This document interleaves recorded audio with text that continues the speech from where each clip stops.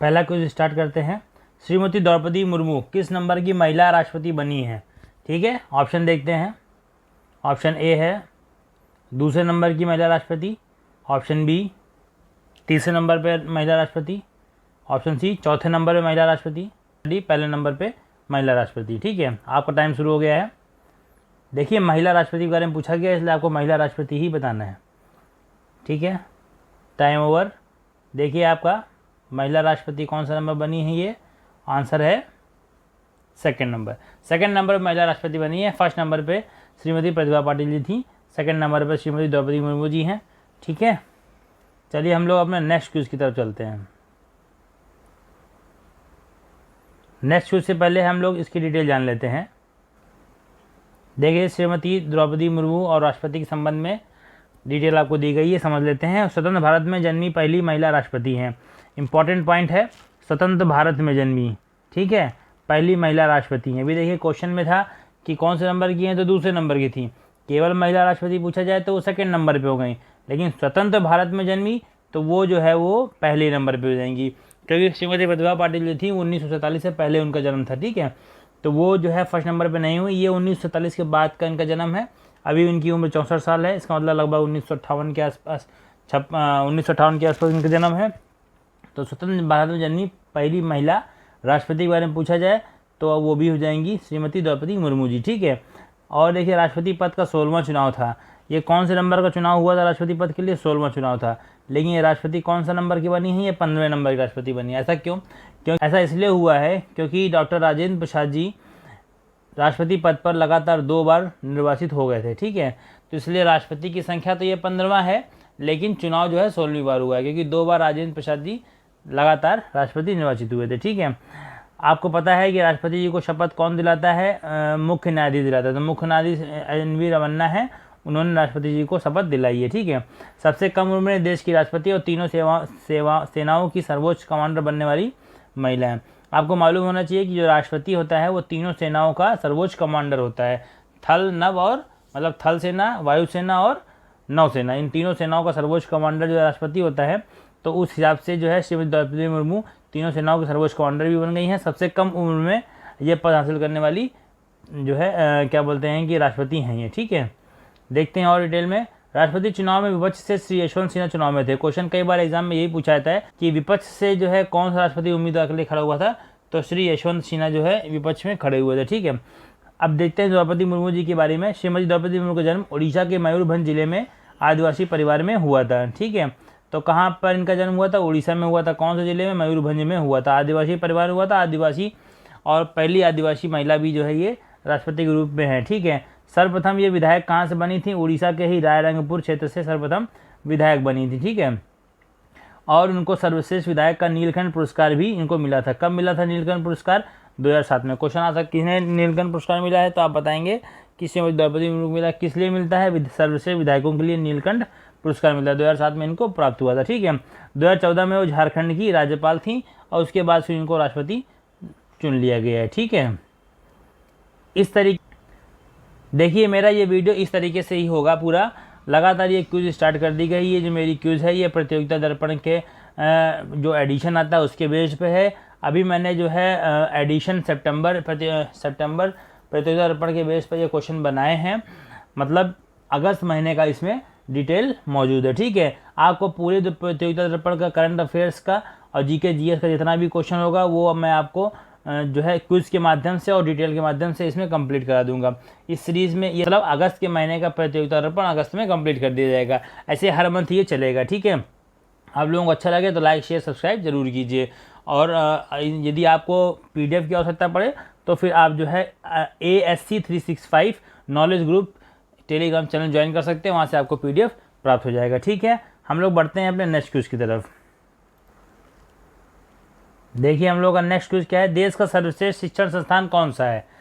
देखिए ऑप्शन देखते हैं। ऑप्शन ए है IIT Roorkee, option B IIT Madras, option C IISc Bengaluru, Indian institute of science, ठीक है, बेंगलुरु, और D है JNU। इन चारों में से बताइए आपका कौन सा सर्वश्रेष्ठ शिक्षण संस्थान है देश का। ऑप्शन आपके सामने है, आंसर बताइए। टाइम ओवर हो गया, चलिए आंसर देख लेते हैं। आईआईटी मद्रास। आईआईटी मद्रास को देश का सर्वश्रेष्ठ शिक्षण संस्थान चुना गया है। ठीक है, हम लोग आगे बढ़ते हैं, देखते हैं, हम लोग इसकी डिटेल समझ लेते हैं। अभी हाल ही में उच्च शिक्षण संस्थानों की शिक्षा मंत्रालय की अखिल भारतीय रैंकिंग 2022 जारी की गई है। 7वीं बार ऐसी रैंकिंग जारी की गई है। ये किसके द्वारा जारी की जाती है? शिक्षा मंत्रालय के द्वारा जारी की जाती है। ठीक है, तो देख लेते हैं इसमें क्या क्या इंपॉर्टेंट पॉइंट्स हैं। National institute of ranking framework, NIRF full form हो सकता है, national institute of ranking framework के तहत ये रैंकिंग जारी की जाती है। ठीक है, 5 मानकों के आधार पर रैंकिंग दी जाती है।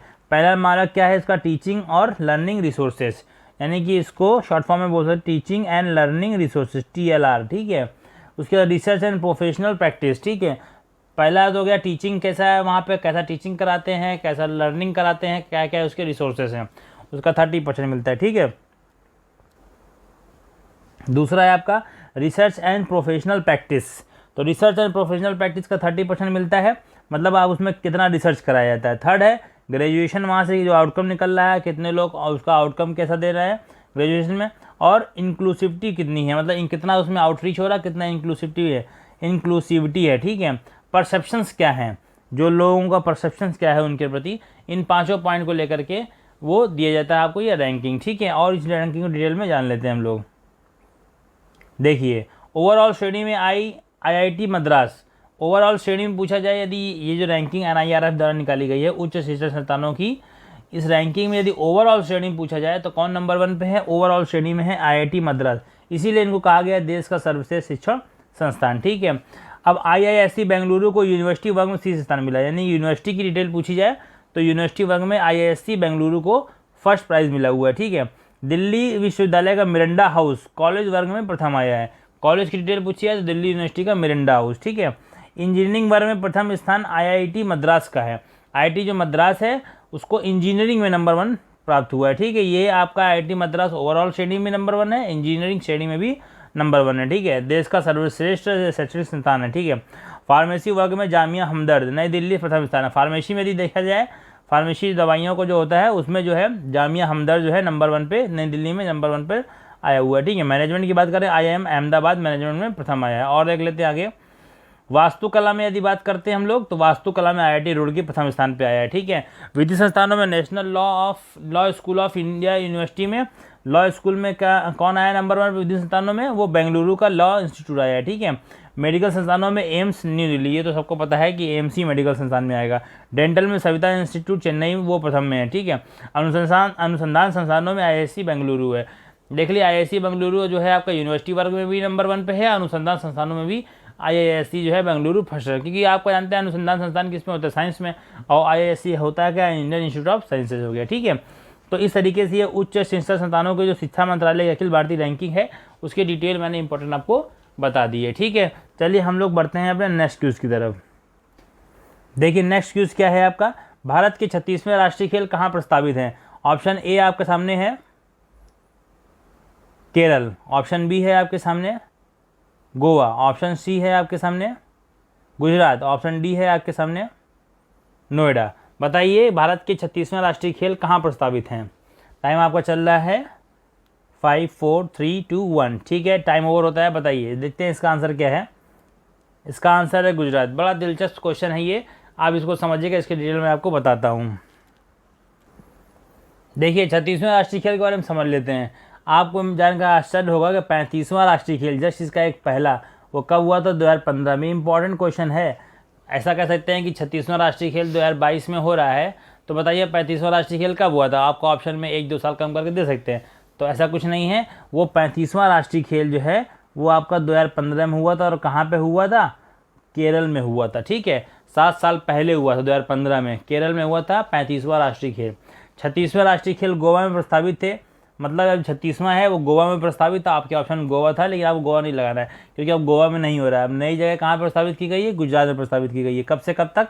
27 सितंबर से 10 अक्टूबर तक। ठीक है, तो अभी मान के चल रहे हैं कि गुजरात में ही ये खेल होंगे। ठीक है, चलिए हम लोग अपने नेक्स्ट क्यूज की तरफ चलते हैं।